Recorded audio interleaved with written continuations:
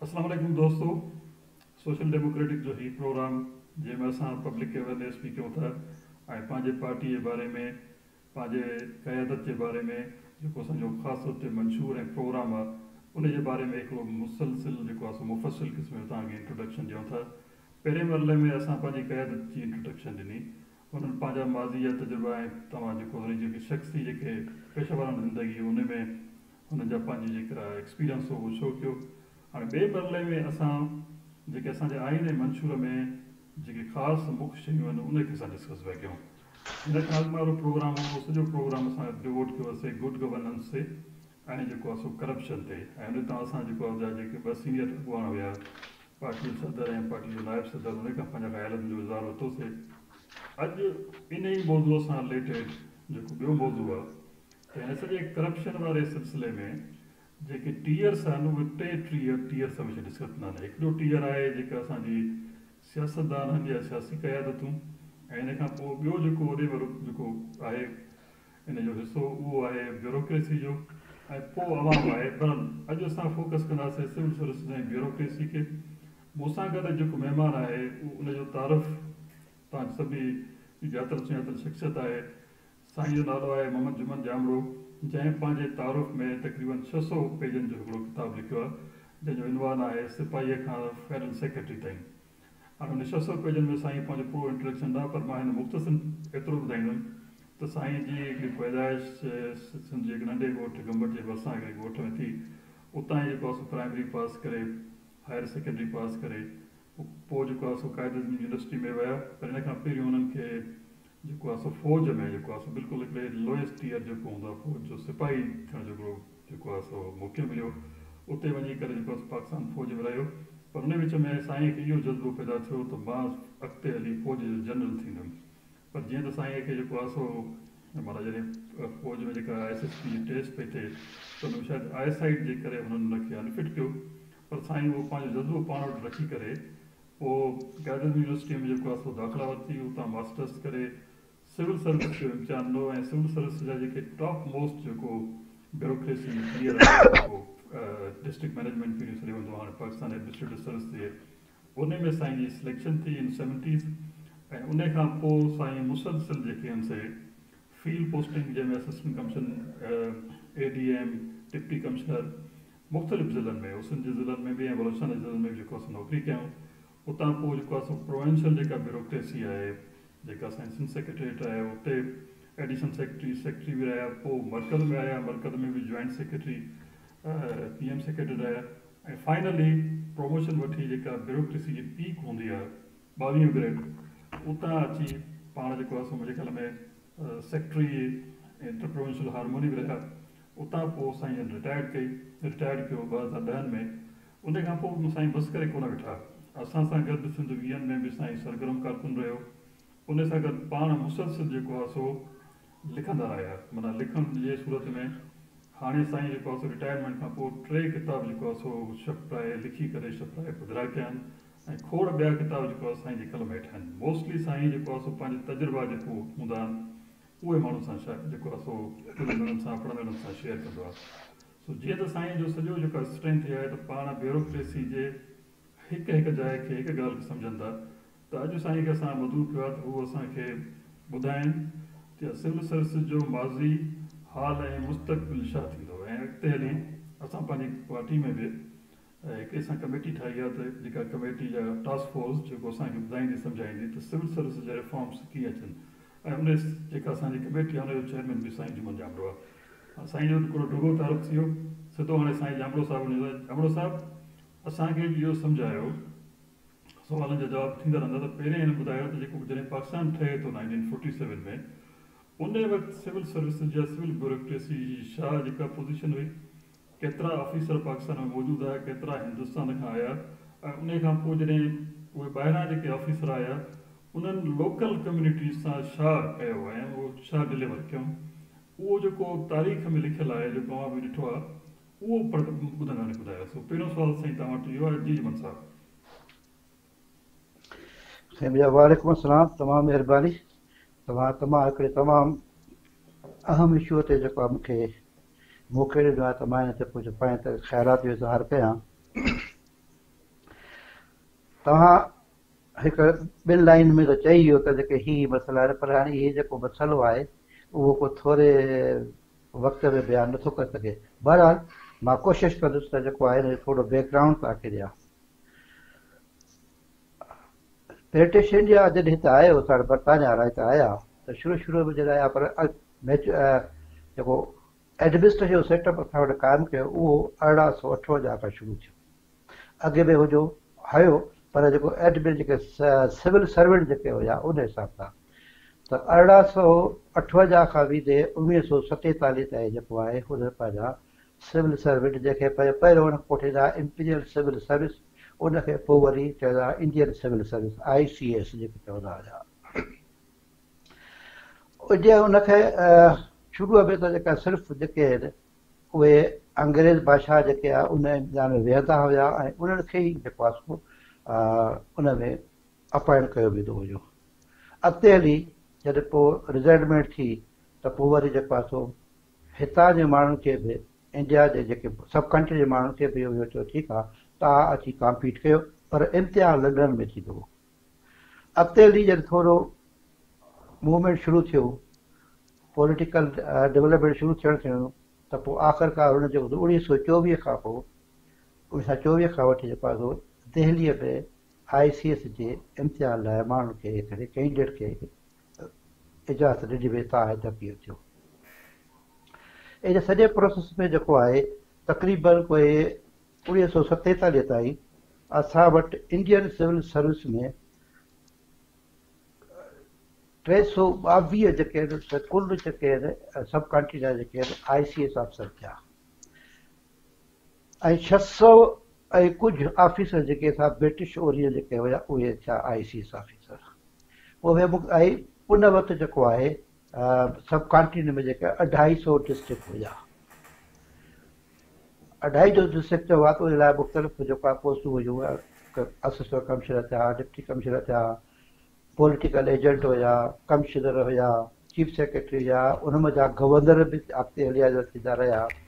हाणे उनजो जेको रोल हुयो उहो रोल जेको त बेसिकली उहो पंहिंजे जेके हिज़ मेजेस्टी जे हिकिड़ा उनखे ॾिनल हुयो त जेको तव्हांखे ही जेको आहे बेसिकली उनजे लाइ सर्विस करणी हुई, पर हितो जे माण्हुनि में जेको आहे हिकु क़िस्म जो लॉ एंड ऑर्डर जेके कयो सो हुनखे इहो त तव्हां पॉलिसी बि तव्हां फॉर्मुलेट कयो ऐं इम्प्लीमेंट बि तव्हां कयो। सो तंहिंजे करे उनखे जेको डबल रोल हुयो, हिकु त जेको उहे पॉलिसी बि पाण ठाहींदा, इम्प्लीमेंट बि पाण कंदा, पर उहा पॉलिसी उहा ठाहींदा जेका हिज़ मेजेस्टी खे जेका उनजे सूट कंदी हुई। अॻिते हली जॾहिं पाकिस्तान ठहियो त पाकिस्तान ठहिण वक़्तु जेको आहे असां वटि कुल जेके आहिनि 81 जेके आहिनि ICS ऑफिसर जेके आहिनि 322 वञा 81 ऑफिसर जेके असांजे पाकिस्तान में आया। उन्हनि में जा हिकु जेको आहे 1943 जे बैच में ICS जो उहो हुयो AGN काज़ी, जेके आफ्ताब गुलाम नबी काज़ी चवंदा आहिनि। ऐं उहो 1943 खां पोइ वरी हिते इम्तिहान कोन थियो, इहो लास्ट इम्तिहान हुयो जेको जेके 4 साल जेके ॿिया जो पीरियड हुयो 44, 45, 46, 47 इहे सिर्फ़ु बरतानिया में थींदा हुया ऐं उनखे हुते हेॾे ॾींदा हुया, छाकाणि वर्ल्ड वॉर 2 जो ज़मानो बि हुयो ऐं वरी हिते जेको क्विट इंडिया जेको आहे सो मूवमेंट बि शुरू थी वई, तंहिं करे हितो वारनि खे आस्ते आस्ते छॾे ॾिनो हुयो इम्तिहान न पिया। बहरहाल असांजे जॾहिं 81 जेके ऑफिसर असां वटि आया उनमें जा 49 जेके ऑफिसर आहे उहे उर्दू स्पीकिंग हुया। उर्दू स्पीकिंग हुया, कुझु बिहारी या मतिलबु त पाकिस्तान मौजूदु खे छॾे बाक़ी इंडिया में जेको मौजूदु इंडिया आहे उनजे मुख़्तलिफ़ हिसनि मां असां वटि आया। हिकु थियो सिंधी माना पंजाब, बाक़ी बचा 31 उनमें बंगाली बि हुया, कुझु पंजाबी बि हुया, कुझु पठान हुया। इहा असांजी कुल जेका ब्यूरोक्रेसी रही। हाणे जॾहिं असांजे हिते आई ब्यूरोक्रेसी जेका ट्रेड बेसिकली जेका हुई उहा ब्रिटिश जे रूल खे मेंटेन करण लाइ ई ऐं लॉ एंड ऑर्डर खे जेको आहे मेंटेन करण लाइ हुई। हुनजो जेको रवैयो रहियो उहो बि साॻियो ई रहियो हिकु त। ॿियो छो त अच्छा हाणे एक्चुअली जॾहिं महिल पाकिस्तान ठहियो त असां वटि जेको आहे पॉलिटिकल लीडरशिप जेका आहे उहा एॾी स्ट्रांग कोन्हे क़ाइदे आज़म अलाह जल नसीब करे उहो जल्दी हिन दुनिया खां हलिया विया लियाकत खां रहिया वरी जेके ॿिया जेके हुआ उनजो पाण में एॾो पाण में एॾो इंट्रस्ट बि घटि हुयो हुनजी टग ऑफ वार जे करे जेको आहे जेका हिते ब्यूरोक्रेसी हुई ख़ासि करे इस्कंदर मिर्ज़ा गुलाम अहमद ऐं ॿिया इन जो जेको इहे वरी आस्तर हावी थिया वरी उतां हिकु थोरो हिकु अंसर जेको आहे जो आर्मीअ जो मिली वियो पाकिस्तान ठहण खां पोइ थियणु त इहे खपंदो हुयो त जेको असांजी जेका सिविल जेका आहे लीडरशिप उनखे क्लियर कट जेको आहे हिकिड़ी पॉलिसी ॾियणु खपंदी हुई त हीउ असांखे करिणो आहे हाणे क्लियर कट पॉलिसी न ॾियण जे करे इन एम्बिग्यूटी जा फ़ाइदो वरितो जेके सिविल सर्वेंट हुया हुन ते जेको आहे छाकाणि त हू बेसिकली हू जेको सिस्टम जेको उहो हैरारकी वारो हुयो ऐं हुनजो पाण में हिकिड़ी जेका आहे मज़बूत तरीक़े सां हिकु रिलेशनशिप हुई उहो उनखे कयो त हिकु उनखे पाण खे मज़बूत करण लाइ हुन जेको आहे सो आर्मीअ खे बि मिलाइणु शुरू कयो वरी अॻिते हली वन यूनिट थियो वन यूनिट में हू वधीक मज़बूत थी विया सिविल ब्यूरोक्रेसी हिकिड़ो तव्हांखे मां इंटरव्यू थो कयां उहो ईअं आहे त शुरू में जेके तव्हां ॿुधाया त 80 जे क़रीब 79 जे क़रीब ऑफिसर जेके आहिनि से हिंदुस्तान मां आया या मतिलबु उहे हुन में सिंधी कोई कोन सिर्फ़ु हिकिड़ो हुयो उहो शुरू वारो जेको फॉर्मेटिव फेज़ हुयो असांजो पाकिस्तान जी हिस्ट्री जो या सिंध जी हिस्ट्री में त हू जेके ॿाहिरां ऑफिसर आया उन हिकिड़े गिरोह खे सपोर्ट कयो जंहिंमें मोस्टली इमिग्रेंट कम्यूनिटीज़ हुनखे सेटल बि कयो ऐं पाण ॾिठो हूंदो जेको कराची कमिश्नर हुयो हाशिम रज़ा हुनजो रोल बि ॾिठो हूंदो कीअं जेको आहे सो हुननि जेको आहे सो क्लेमनि ते सभिनी माण्हुनि खे जेको आहे सो फ़ाइदो हूंदो ऐं कमिश्नर जेको नवाब शाह हुयो मसूद समथिंग उन कीअं जेको आहे तमामु घणनि माण्हुनि खे घुराए उते सेटल कयो उन एस्पेक्ट खे मुख़्तसिर तव्हां डील कंदो त उन्हनि ब्यूरोक्रेट्स जे करे असांजा जेके हिते लोकल माण्हू हुया उन्हनि खे केतिरो नुक़सानु पियो ऐं जेके इमिग्रेंट्स खे केतिरो फ़ाइदो पियो मुख़्तसिर न टेन कयो त पोइ हीउ जेको मौज़ू ॾिठो आहे त पोइ ॿियनि सुवालनि खे वठी रवि साहिबु इहो मौज़ू तमामु हिकिड़ो वसी आहे इनखे तव्हां हिकिड़े तमामु लिमिटेड टाइम में जेको आहे नथा कवर करे सघो सभ खां पहिरियों ई त असांजी जेका आहे 1937 खां वठी जेको 60 खां विझे 1947 ताईं असांजी निजी सिंध गवर्नमेंट हुई निज सिंधी जंहिंमें ॿियो कोई एलिमेंट कोन हो इहो ई दौरु हुयो जंहिंमें असांखे असांजे पॉलिटिकल पार्टी जेके हुया लीडरशिप हुई उन्हनि खे पंहिंजे जॾहिं हाणे ख़बर हुई त हाणे पाकिस्तान ठहे थो ऐं पहिरियों जेको आहे रेज़ोल्यूशन पास किताब थियो त हू हिनखे ख़बर हुई त पोइ हिननि पंहिंजे सिंधी जेके आहे उन मिडल क्लास क्रिएट न कयो उनखे जॉब्स ॾेई ॿियो कोई सहूलियत ॾेई उनखे शहरनि में वसायो कोन रिज़ल्ट इहो थियो त जेको असां वटि अफिलिएट क्लास हुयो उहो हुयो हिंदू ऐं हिंदू असांखां एजुकेशन में सर्विसिस में उहे मिडल क्लास असां वटि उहो जेको हुयो उहे घणे भाङे हुया वॾे शहर में बि हुया नंढे शहर में बि हुया पर कराचीअ में घणे क़दुरु असांजा हिंदू जेके दोस्त हुया सिंध जा उहे हुते हुआ जेॾी महिल पाकिस्तान ठहियो हाणे असीं हिनखे साज़िश चऊं या छा बि चऊं बर कंहिंखे सुठी जीअं का कोन हुई जेके आया हिते उन्हनि अचण सां जेको आहे सो उन्हनि खे जीअं गुरू मंदर वारो वाक़ियो तव्हांखे छा ॿुधो हूंदो या पढ़ियो हूंदो गुरू मंदर में इहो थियो त जेको उते जेके असांजा हिंदू ऐं ॿिया सिख जेके रहंदा हुआ उर्दू जेके आया मुहाजिरी जेके आया उन्हनि जेको आहे सो उते ॿिली जे मथां उन में उन ते हमिलो कयो हाशिम रज़ा जेको आहे सो कमिश्नर हुयो उनजो भाउ जेको आहे उहो वरी DIG हुयो ऐं अच्छा इन ॿिन्ही खे जेका डायरेक्ट जेका असां हुई लियाकत अली ख़ान जेका हुनखे हुयो आशीर्वाद हुई ऐं प्राइम मिनिस्टर सिंध जो उते वक़्तु जेको मोहम्मद अयूब खोड़ो हुयो जॾहिं उनखे ख़बर पई हुन हाशिम रज़ा का कोशिशि कई काटे उहो हुनखे कोन पियो मिले DIG कोन मिलियो आख़िरकार अयूब खोड़ो साहब पाण ऐं बॉडी गार्ड जेको होसि SP उहो खणी आयो आहे गुरू मंदर ते असल ॻाल्हि इहा आहे त जॾहिं उहो तबिको अचे थो ऑफिसरनि जो हिते त हुनजो रवैयो हुयो ॼण हू हुकुमरान थी आया ऐं हितां जेका माण्हू हुया उन्हनि पंहिंजी रया सम्झी ऐं हितां जे वसाइल ते उन्हनि पंहिंजो हक़ु सम्झो त शुरू वारे ॾींहंनि में फॉर्मेटिव फेज़ में इहो इम्प्रेशन क्रिएट थियो इम्प्रेशन छा हिकु एस्टेब्लिश ॻाल्हि थी त bureaucracy has become stake holder one of the 3 stake holders जेके पाकिस्तान अॻे रन हिन वक़्तु कुझु जेको आहे सो सियासतदान चीदा चीदा ऐं मिलिट्री ब्यूरोक्रेसी इन्हनि जो हिकिड़ो अलायंस थियो, उन्हनि गॾिजी करे पाकिस्तान ते रूल कयो ऐं सिस्टम जेको आहे जेको डेमोक्रेटिक सिस्टम या ॿियो जेको आहे उनखे इवॉल्व थियण ॾिनो। उन करे मां ॾिठो हूंदो त असांजा आइन बि कोन ठही सघिया, इवन ऑब्जेक्टिव रेज़ोल्यूशन बि काफ़ी देरि खां पोइ आया।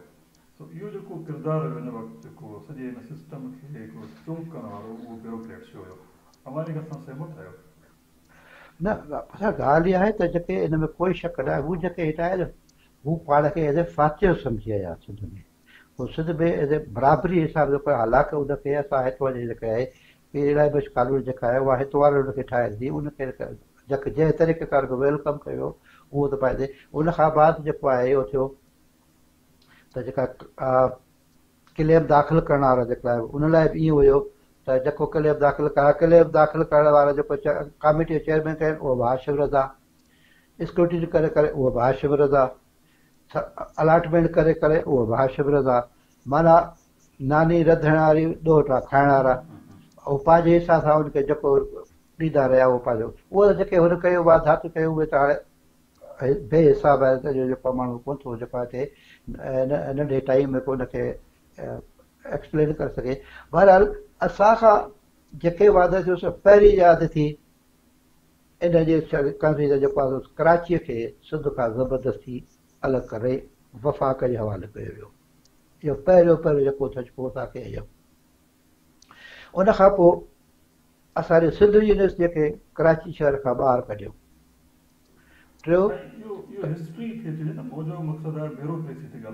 मां ब्यूरोक्रेसी थो ॻाल्हायां, सॼी आहे उनजी छा थी न सही। असांजो इहो आहे त हिकिड़ी माज़ी में ब्यूरोक्रेसी कीअं रही, वरी हिकिड़ो ॿियो फेज़ थो अचे ब्यूरोक्रेसीअ जो, उहो थो अचे 1 यूनिट थियण खां पोइ मोस्टली अयूब खान जे दौर में, ऐं उन खां पोइ वरी उहो जेको दौर थिए उहो जेके भुट्टो साहब जा जेके रिफॉर्म्स हुया 73 में जॾहिं ब्यूरोक्रेसी सिविल सर्विस जा रिफॉर्म्स आया, कॉमन सिस्टम शुरू थियो। तव्हां इन मुख़्तसर अरसे में जेको अयूब खान जो ऐं 1 यूनिट वारो एरा हुयो उन में ब्यूरोक्रेसी कीअं थी ट्रांसफॉर्म थिए, उन में आया जेके लोकल जेके सिंधी हुया या ॿिया जेके असांजा लोकल माण्हू हुया, ऐं हिन में हिकिड़ो कोटा सिस्टम जो बि आहे ज़िक्र, उहो बि जेकॾहिं उहो कोटा सिस्टम ते अलॻि था कयूं त इहो जेको मुख़्तसर पीरियड आहे न उन सां ॻाल्हायो। रावी साहब ॻाल्हि आहे जेको कोटा सिस्टम आहे सभ खां पहिरियों जेको आहे लियाकत अली खान 1948 में शुरू कयो। उहो अहिड़े हिसाब सां शुरू कयल जंहिंमें सॼो फ़ाइदो जेको आहे उर्दू स्पीकिंग जेके उहे माइग्रेट करण वारा उन खे हुयो।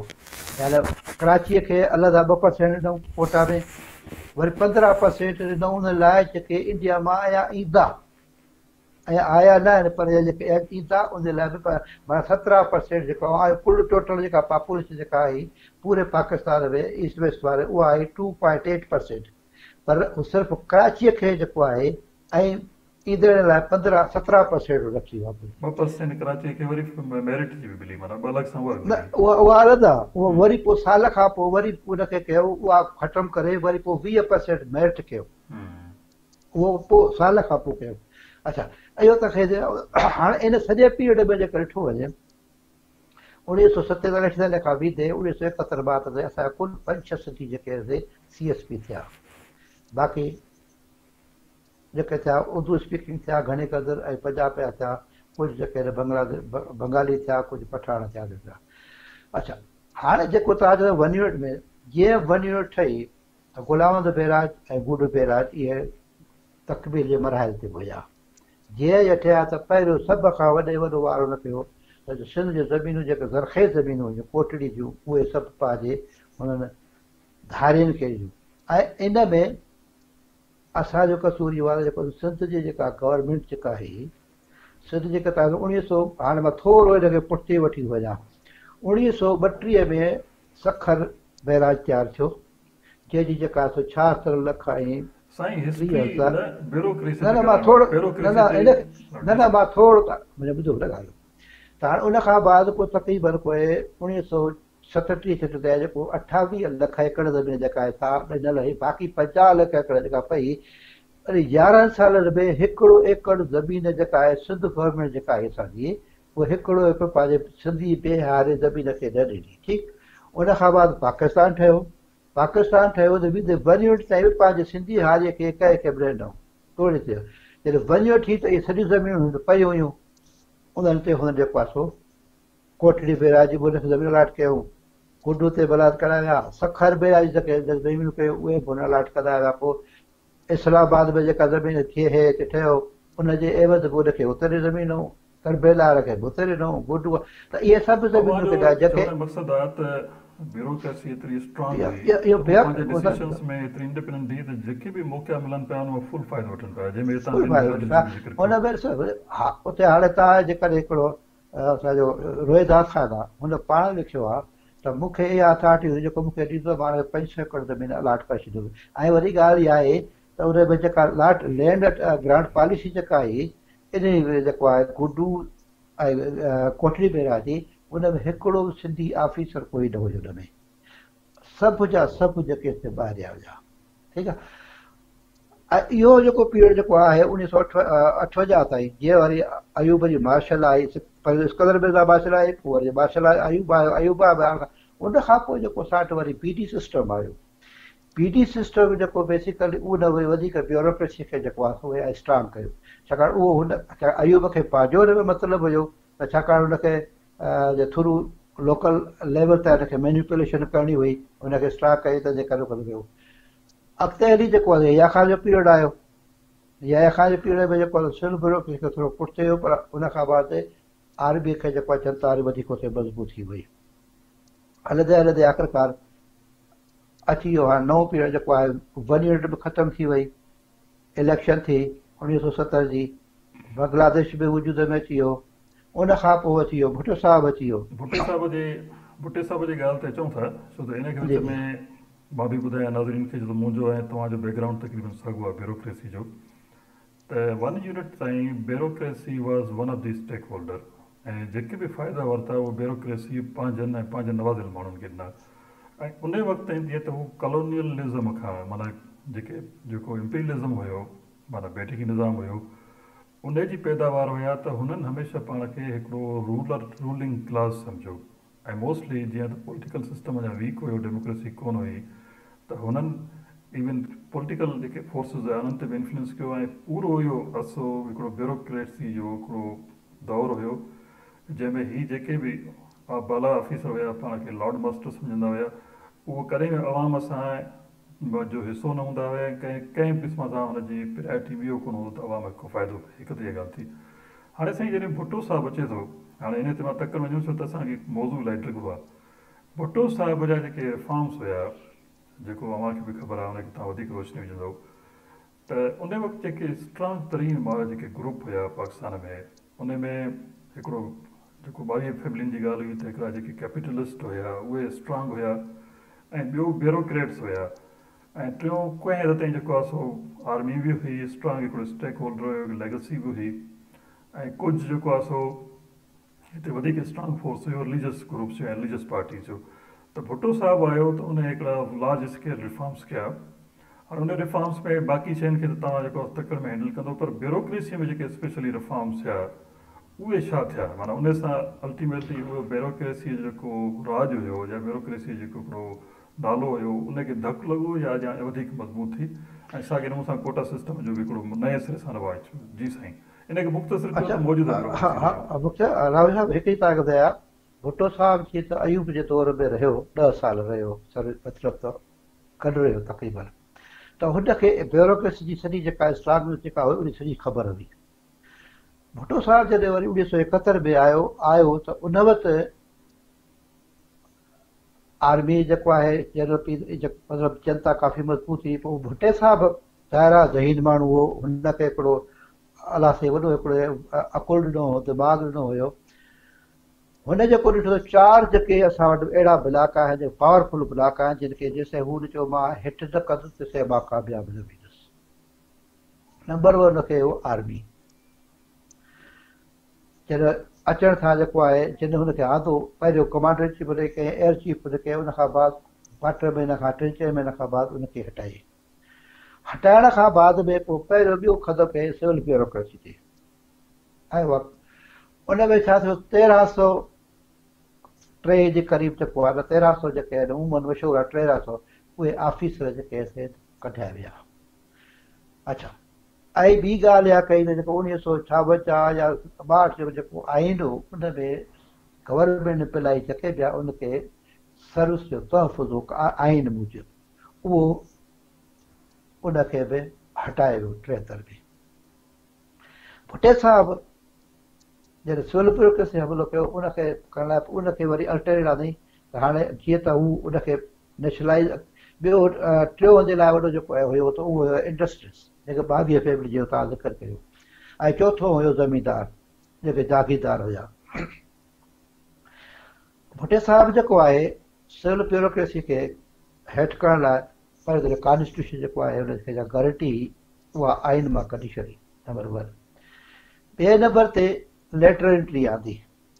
लेटर एंट्री आंदी त जेका हू मतां उनखे इहो हो त मां छाकाणि हुनखे मां ज़ाहिर हाणे हिनखे कुझु ज़ख़्मी कयो आहे मतां मूंखे या एतिरो रिस्पॉन्स न ॾियनि त पाण खे मज़बूत करण लाइ लेटर एंट्रीअ जो वजूद आंदा।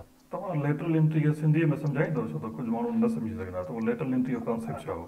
लेटर एंट्री जो मतिलबु ईअं आहे त तव्हां कहिड़े बि सीनियर पोज़ीशन ते जंहिंखे चाहियो तव्हांखे जेका फॉर्मेलिटीज़ पूरी करे हिकिड़े प्रोसेस मां जेको आहे न उनखां कढी ईअं तव्हां आणे उनखे जेको आहे सो सर्विस में ॾियो। पोइ कंहिंखे 20 ग्रेड में, कंहिंखे 21 में ग्रेड में कढिया, कंहिं सेक्रेटरी कयो, कंहिंखे कंहिं डिपार्टमेंट जो हेड कयो, कंहिं चेयरमैन कयो, कंहिं मतिलबु मुख़्तलिफ़ जेका को वकील आहे, को प्रोफेसर हो, कंहिं खणी जेको हुनखे आहे का क्वालिफाई हुनखे ग्रेडिंग वाइज करे हुनखे रखियो, उहा लेटर एंट्री जेका ठीकु आहे।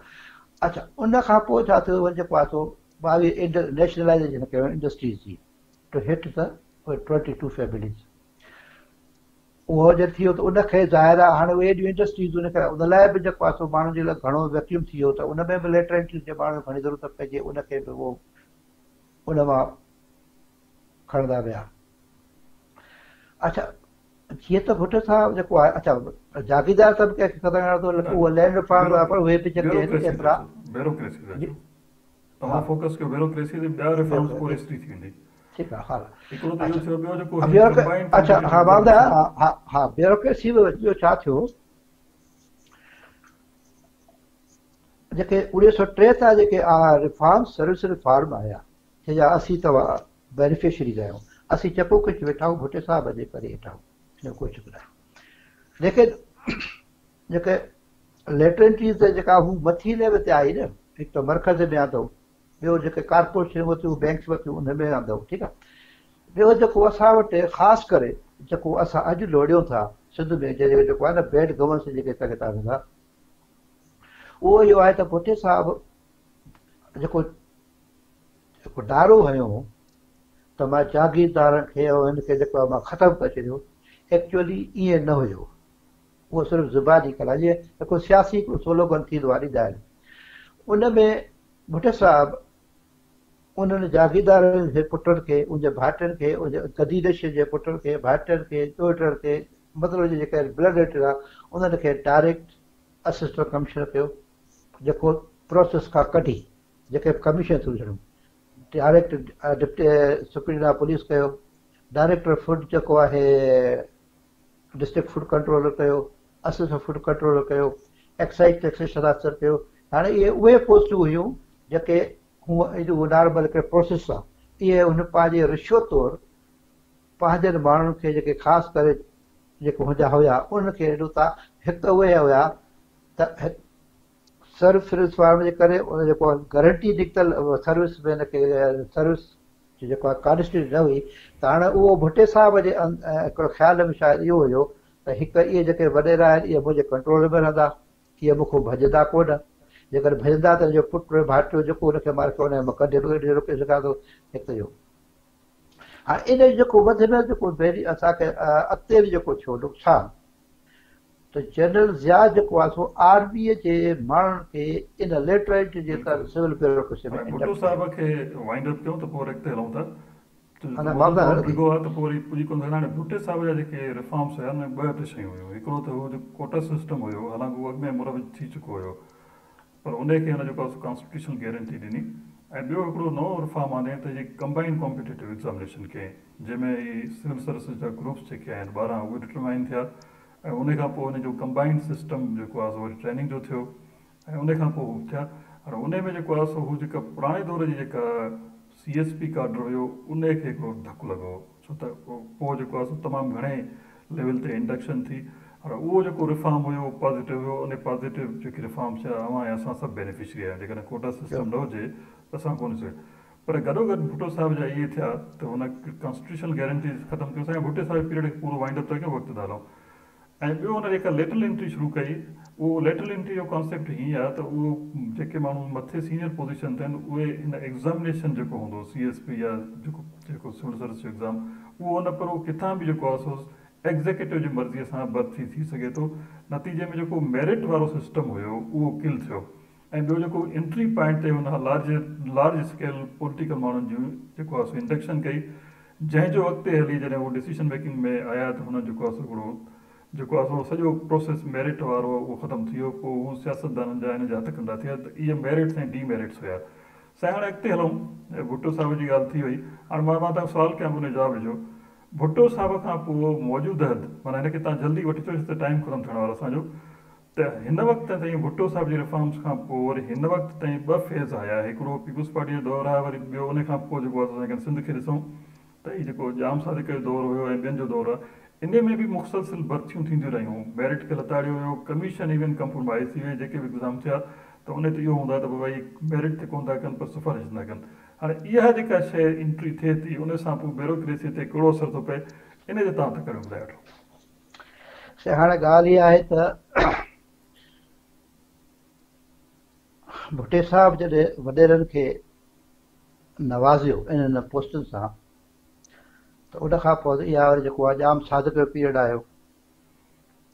पर बेनज़ीर साहिबु आहे त बेनज़ीर साहिब साॻे तरह पंहिंजे पार्टीअ जे जेके हुआ चाहींदड़ वर्कर आया या असर रसूख़ वारा, उन जे भाइटे पुट खे जेके थी साॻियूं पोस्टूं एज़ ए रिश्वत तौरु उनखे ॾिनियूं। अच्छा, हाणे असांजी ब्यूरोक्रेसी पॉलिटिसाइज़ थी वई भुट्टो साहिब जे इन हिकु एक्शन सां। इहो सिलसिलो हाणे हलंदो रहियो। वरी अॻिते जॾहिं वरी बेनज़ीर साहिबु आहे त उन में माना इहो थियो।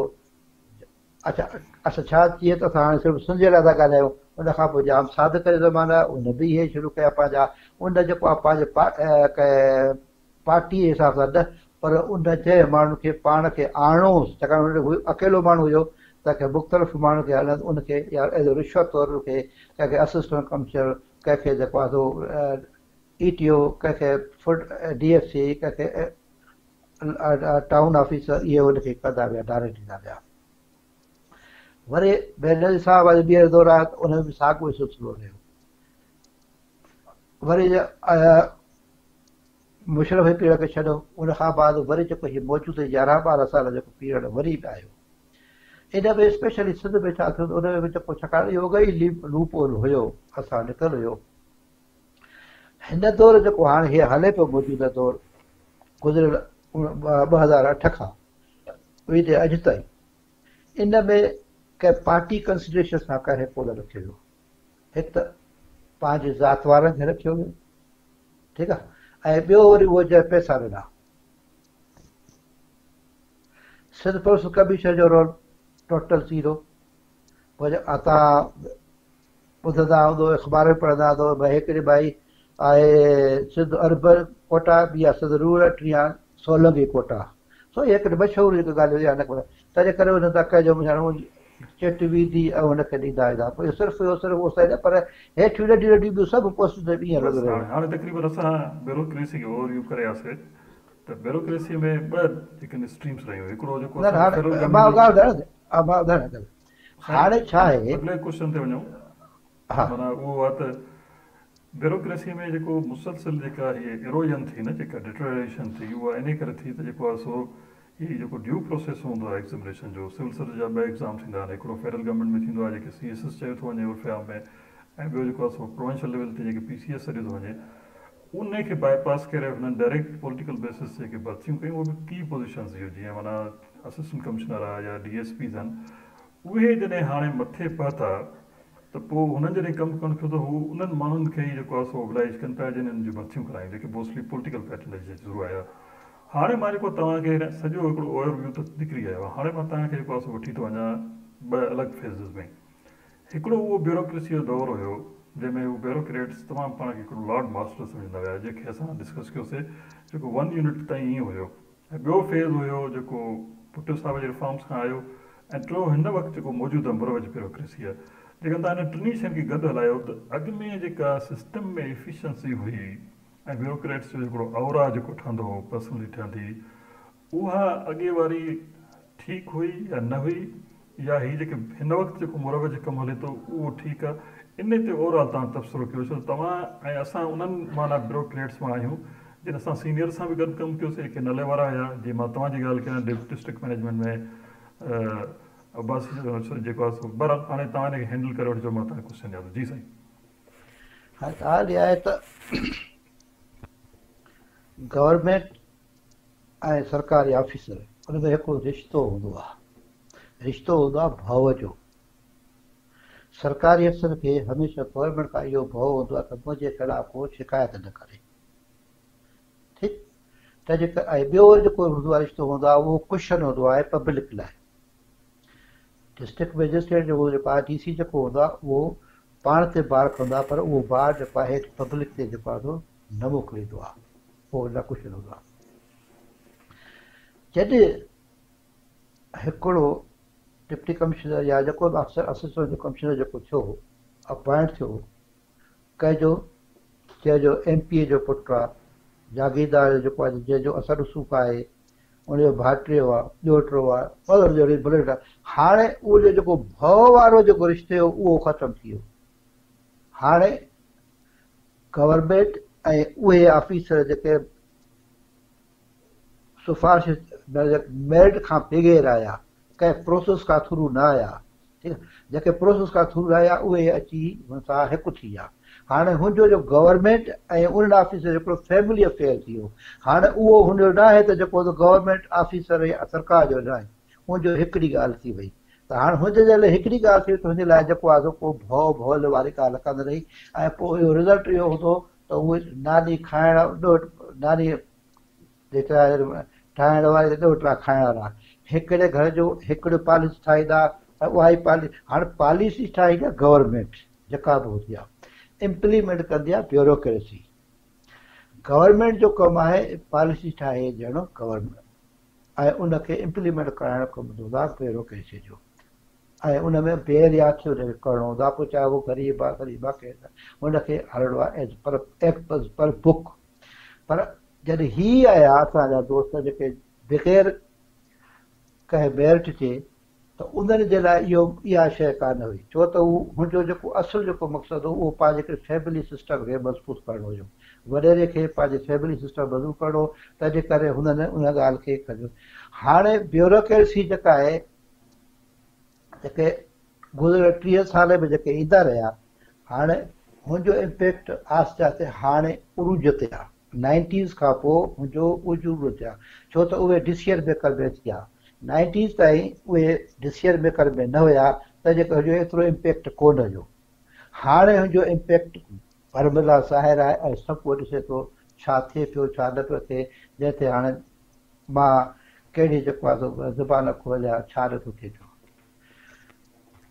हाणे जेकॾहिं सवाल कयां, सवाल इहो आहे त ब्यूरोक्रेसी में क्वालिटी हुई, एफिशिएंसी हुई, उहा पहिरें दौर में कीअं हुई ऐं जेको अवां दौर गुज़ारियो, जेको असां मिडिल पीरियड था सम्झो या मिडीवल पीरियड था सम्झो ब्यूरोक्रेसी जो, ऐं हीअ जेको अॼुकल्ह मॉडर्न दौर हले थो, ब्यूरोक्रेसीअ में करप्शन जो एलिमेंट त डे वन खां आयो, पर घटि में घटि जेके पुराणे दौर जा ब्यूरोक्रेट्स हूंदा उहे एफिशिएंट हूंदा, सिस्टम ते उहे हावी हूंदा, ऐं घणो करे कंप्रोमाइज़ कोन थींदा हुया, माना हिकिड़े इंडिपेंडेंट माइंड सां डिसीजन कंदा हुआ, ऐं उन करे थोरी घणी हुकूमत जी रिट हूंदी हुई।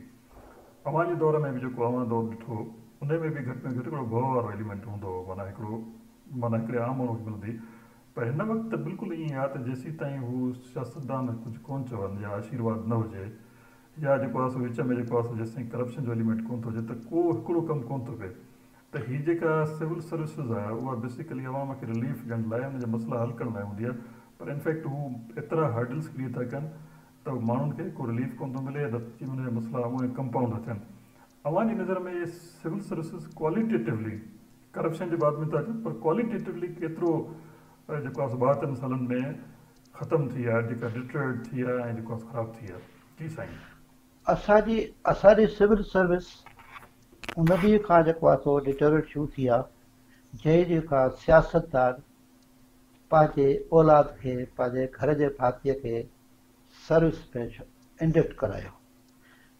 तव्हां ॾिसंदो त 1970-71 ताईं सियासतदान कॾहिं बि पंहिंजे फैमिली जे फर्द खे हिन में सर्विस में न आणींदो हो। उन खां पोइ जॾहिं भुटे साहिब हुनखे इहो हिकिड़े जेको आहे रत जेको चखायो, उन खां बाद अॼु ताईं त हाणे त असरु पियो आहे। हाणे उन खां पोइ छा थियो त सियासतदान ऐं उहो ब्यूरोक्रेसी जेको आहे न, उन में जेका हिकिड़ी थी त उन में हिकिड़ो उहा हिकिड़ो मॉरल जेका आहे न, अॻे हिकिड़ो सियासत जेका कई वेंदी उहा आहे त इबादत सम्झी कई वेंदी। हाणे जेका सियासत थिए थी उहा कई थी बिज़नेस। हाणे अच्छा, हाणे नौकिरी बि जेके उहे अची विया आहिनि असांजा दोस्त, उहे बि बिज़नेस जे हिसाब सां आहिनि, नौकिरी जे हिसाब सां। जेके जेका तव्हां ॾिसंदा सुठा हाणे गुज़िरियल जेको तव्हां FPC जेका रिपोर्ट थी थियूं आहिनि 15-20 साल खां, त हाणे हुनजो मयार जो छूट रड़ी था पिया करे चेयर में जेका रिपोर्ट ईंदी आहे त हाणे उहो न रहियो आहे। पर के हाणे जेको असांजो सुठे में सुठो एलिमेंट जेको शागिर्द आहिनि उहे ॿाहिरि वञनि था, इन सर्विस में नथा अचनि। छो? इन करे था अचनि त हू पंहिंजे ज़मीर मुताबिक़ कमु करे था सघनि। ज़मीर मुताबिक़ कमु नथा करे सघनि, तंहिंजे करे जेको आहे असां वटि डिटोरेशन थी वई आहे। ऐं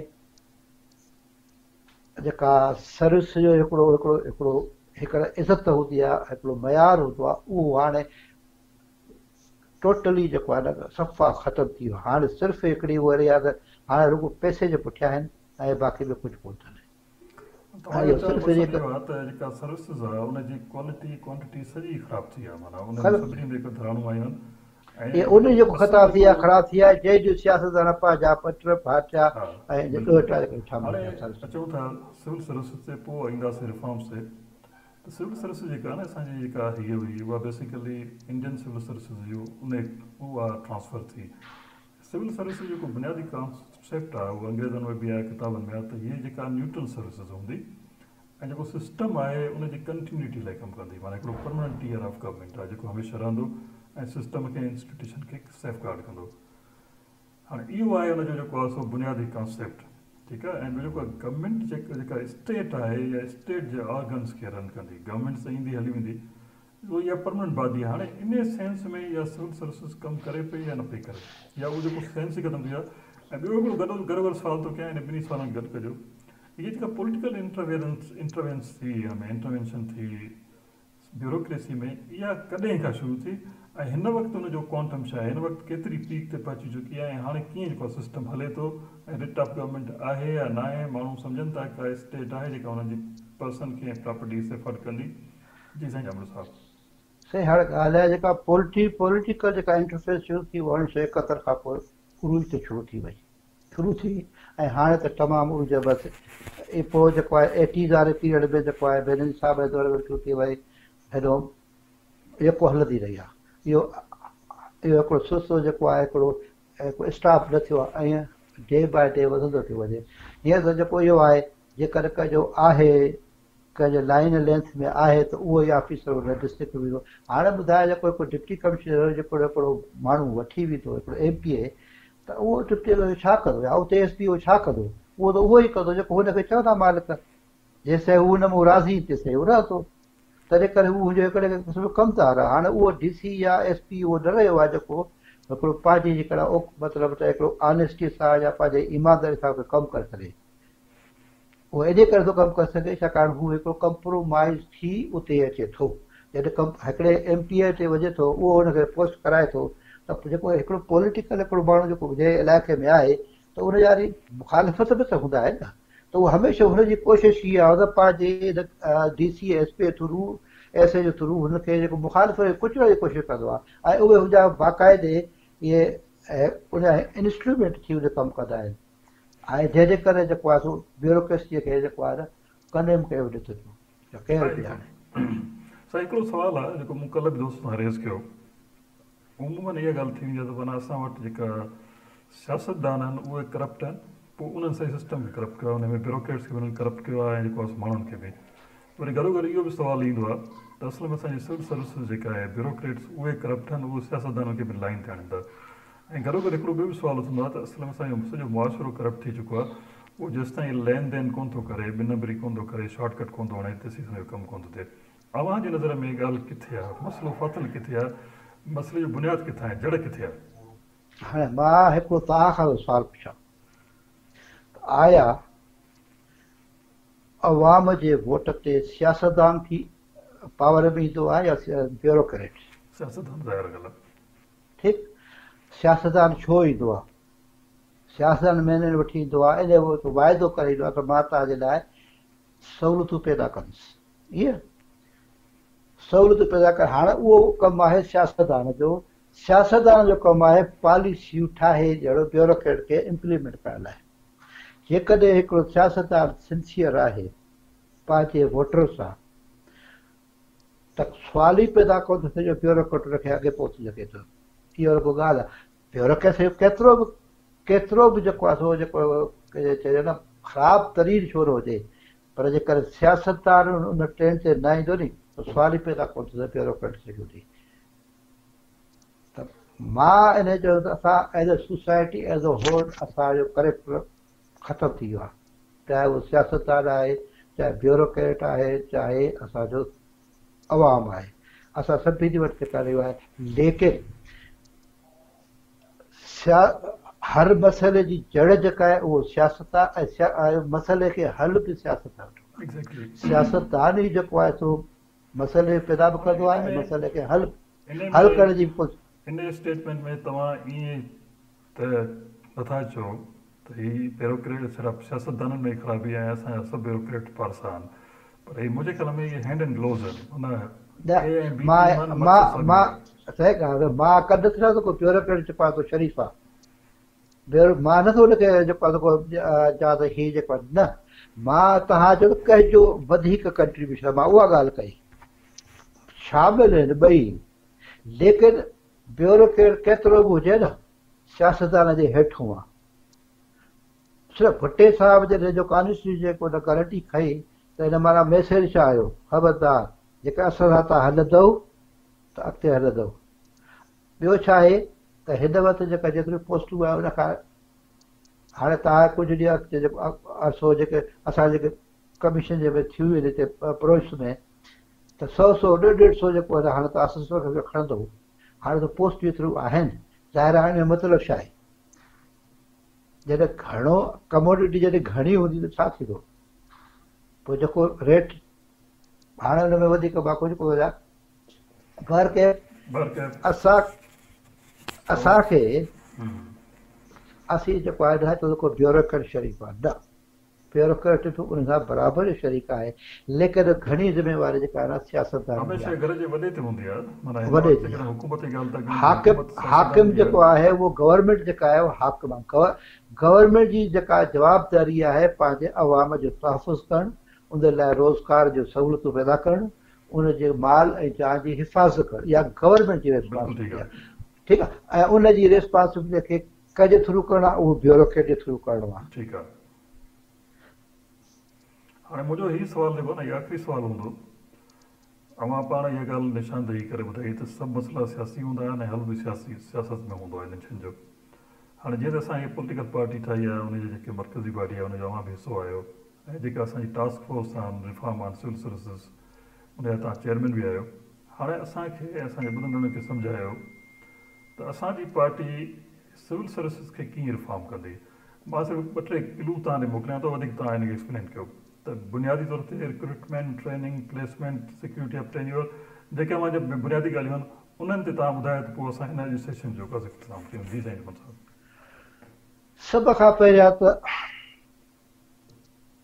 पॉलिटिकल विल ऐं कमिटमेंट,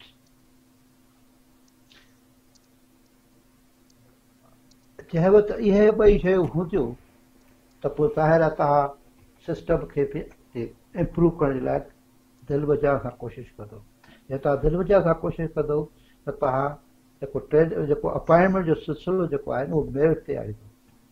जॾहिं मेरिट ते ईंदो त पोइ ग़रीब कुर्बो जेको बि आहे अल बे उहो हुन पंहिंजे क़ाबिलियत ते ईंदो।